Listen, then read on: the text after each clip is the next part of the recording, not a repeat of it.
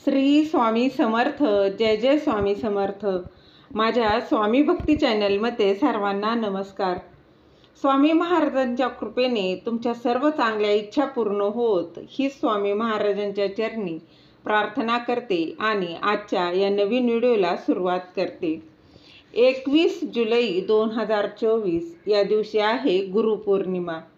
म्हणजेच गुरुपौर्णिमा या निमित्तानं आपल्याला काही सेवा करायच्या आहेत. त्या गुरूंविषयी कृतज्ञता व्यक्त करण्याचा अत्यंत महत्त्वाचा असा हा दिवस. त्याचबरोबर गुरु आणि शिष्याचा हा दिवस असतो. तर या 21 दिवसांच्या कालावधीत अत्यंत प्रभावी अशी आपल्याला सेवा करायची आहे. तुमच्या मनातील जी काही इच्छा आहे ती पूर्ण होईल. त्याचबरोबर स्वामी ह्या अपेक्षापेक्षाही तुम्हाला जास्त देणार आहेत.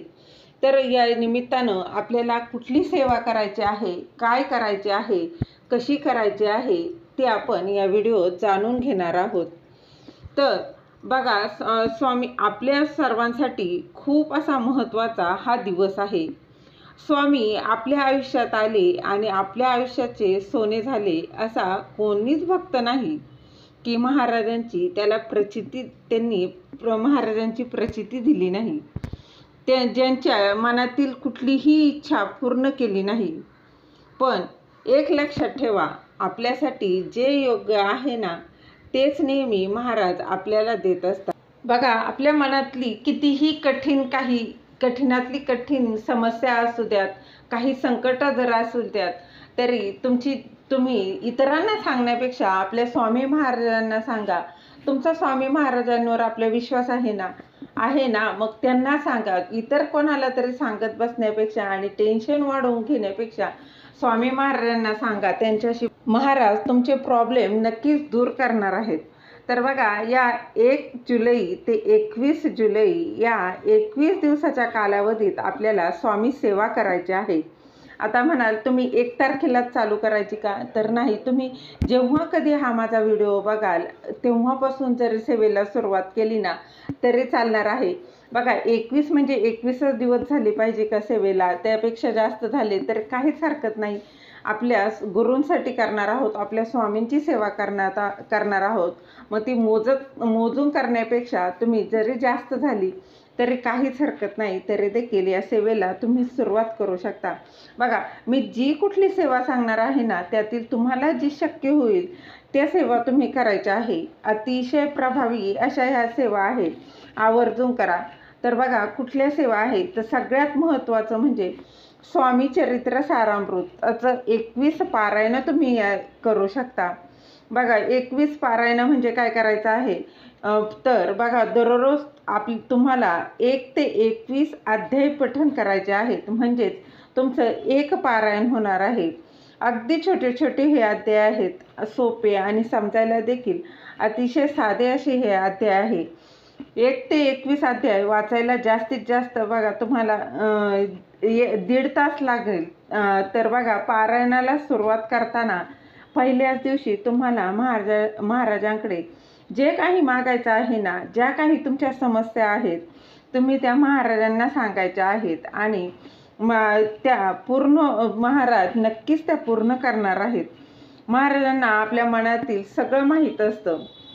बघा, ज्यांच्याकडे अजूनही हा श्री स्वामी चरित्र सारामृत हा ग्रंथ नाही, आणि त्यांची खूप मनापासून इच्छा आहे स्वामी सेवा करण्याची, त्यांनी तुमच्या जवळपास जर केंद्र असेल ना तर तिथून हा ग्रंथ तुम्ही घेऊ शकता आणि या सेवेला सुरुवात करू शकता. यानंतर तुम्ही दत्त बावन्नी, अतिशय महत्त्वाची अशी ही सेवा आहे. ही देखील बघा, दररोज तुम्ही दत्त बावन्नी पठण करू शकता. दररोज तुम्ही 11 वेळा अशी 1 ते 21 या कालावधीत दत्त बावन्नीचं पठण करायचं आहे. त्याचबरोबर ज्यांना 14वा अध्याय आणि 18वा अध्यायसुद्धा तुम्ही संकल्पयुक्त पठण करू शकता. ही देखील अत्यंत प्रभावी अशी सेवा आहे. तुम्ही या बरोबर हा दिवस बघा आपल्या गुरूंचा आहे. बऱ्याच वेळा असं होतं, महाराजांना द्या ना असं करायचं नाही. ते त्यांना अजिबात आवडत नाही, मग ते कधी देत देखील नाही. मला वाटतं आपण कुठलीही सेवा जी करत असतो ना, कुठल्याही जी काही सेवा करत असतो ती अगदी निस्वार्थपणे करा, सेवा करा. महाराज तुम्हाला भरभरून देतील. ज्याची तुम्ही अपेक्षा पण केली नव्हती ना, ते सुद्धा तुम्हाला मिळून जाईल.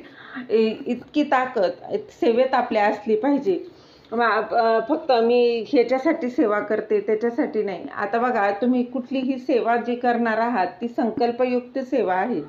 तर सेवा सुरू करण्याआधी तुम्ही संकल्प करायचा आहे. आणि संकल्प करण्याआधी बघा, तुम्हाला जेव्हा तुम्ही सुरुवात करणार आहात, आता दत्तबावांनी पारायणाला जर तुम्ही सुरुवात करणार आहात तर तुम्ही पहिल्या दिवशी तुमच्या जवळपास जर केंद्र असेल तर तिथे एक नारळ आणि थोडी खडीसाखर घेऊन जायची आहे.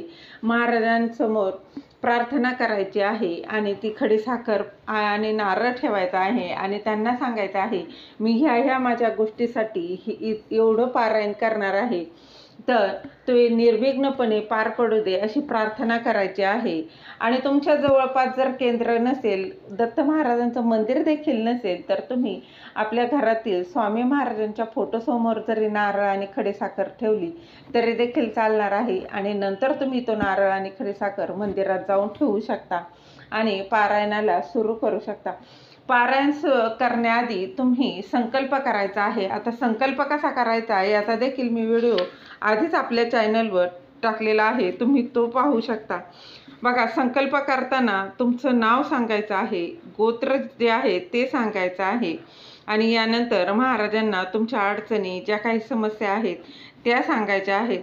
तुम्ही कुठल्या कारणासाठी हे पारायण करत आहात, मग ते श्री स्वामी चरित्र सारामृत असो किंवा दत्तबावन्नी असो, जे कुठलं तुम्ही करत आहात ना ते तुम्ही सांगायचं आहे. आणि फक्त हे पारायण करत आहे त्यावेळेस अखंड हा शब्द बोलायचा नाही, कारण यामध्ये अखंड म्हणजे कधीही खंड न पडू देता. आता स्त्रियांना बघा, मासिक धर्म या 21 दिवसात जर तारीख असेल तर मासिक धर्म नक्कीच येणार आहे, तर ते 5 दिवस स्किप होतील. म्हणून अखंड हा शब्द वापरायचा नाही, हे मात्र आवर्जून लक्षात घ्या. यानंतर बघा, तुम्ही तुमची जी काही इच्छा आहे ना ती स्वामी बघा ते तुम्हाला इच्छित असं फळ मिळणार आहे. बघा, स्वामींची इच्छा या गुणधर्माने सेवा केली ना तर खरं सांगते मैत्रिणींनो, आयुष्यात कसलीच कमी पडणार नाही. तुम्हाला एखादी गोष्ट आहे ती मागितली आणि महाराजांनी ती दिली नाही, तर असा कधीच विचार नाही करायचा की महाराजांनी मला दिलं नाही. त्यापेक्षा असा विचार करा की यापेक्षा अधिक चांगली गोष्ट मला महाराज मिळवून देणार आहे, मला ती मिळणार आहे, महाराज देणारच आहेत. आणि सेवा करा, अगदी निस्वार्थ भावनेने सेवा करा. वेळ आल्यावर ते तुम्हाला नक्कीच मिळणारच. स्वामी वेळ आल्यावर ते तुम्हाला नक्कीच देतील. स्वामी कोणाचंही उधार ठेवत नाही. 21 दिवसांची सेवा जे करतं ना त्याला अनुभव आल्याशिवाय राहत नाही.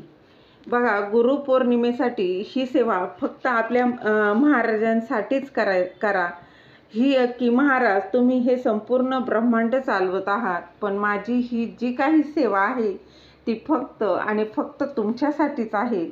मला माहीत आहे. बघा, प्रत्येकाच्या आयुष्यात काही ना काही अडचणी आहेत, काहीतरी समस्या असतील, काही गोष्टी होऊन गेलेल्या असतील, त्याचा त्रास होत असेल, काहीतरी पाहिजे असतं. पण आपण जर सतत त्या गोष्टी मागत असतो ना, तर महाराजांसाठी सेवा करा, काही न मागता सेवा करा. तुमचा महाराजांवर विश्वास आहे ना, तुम्ही मला सांगा, आहे ना? मग महाराज, आज माझ्यावर वाईट वेळ आहे, उद्या चांगली वेळ येणार आहे, तुम्ही खूप अडचणीत असाल, तुम्हाला खूप त्रासात तुम्ही असाल, तर खरं सांगते, समजून जा की आता माझं दुःख संपणार आहे, माझे जे काही वाईट वेळ आहे ती संपणार आहे. यापेक्षा जास्त माझं काहीच वाईट होऊ शकत नाही. आता जे काही घडेल ना ते सगळं काही चांगलंच होईल, ही भावना मनात ठेवा आणि महाराजांवर विश्वास, श्रद्धा ठेवा. आणि बघा, जी काही तुम्ही सेवा करणार आहात ना ती सेवा करा. महाराज, माझं सगळं चांगलं होणार आहे आणि करता आणि करविता तूच एक स्वामीनाथा, आपण कोणीही नाही. मी एवढी सेवा करणार तेवढी करणार आपण कोणीच नाही. महाराजांना कोणाकडून किती सेवा, किती नामस्मरण करून घ्यायचं, कोणाकडून किती पारायणं करून घ्यायची, हे सर्व महाराज स्वतः ठरवत असतात. खरं सांगते मैत्रिणींनो, स्वामी सेवा करायला पण भाग्य लागतं आणि ते करायला आपल्याला मिळालं बघा, ते सगळ्यांच्याच नशिबात नसतं. आपण सर्व स्वामी सेवेकरी आहोत. खूप भाग्यवान आहोत की आपण ही स्वामी सेवा करत आहोत. स्वामी आपल्याकडून, महाराज स्वतः ही सेवा करून घेत आहे. आपलं घर सुखात आहे, आपण आनंदात आहोत, आपलं घर भरभराटीनं भरून आहे. तर अजून काय लागतो आयुष्यात? बघा, महाराजांचं गुरुपद आपण घेतलेलं आहे. आपण दरवर्षी गुरुपद घेत असतो. महाराजांच्या आपण त्यांची काही सेवा करत असतो. जी काही सेवा करत असतो त्यात देखील आपण आपला स्वार्थ ठेवत असतो.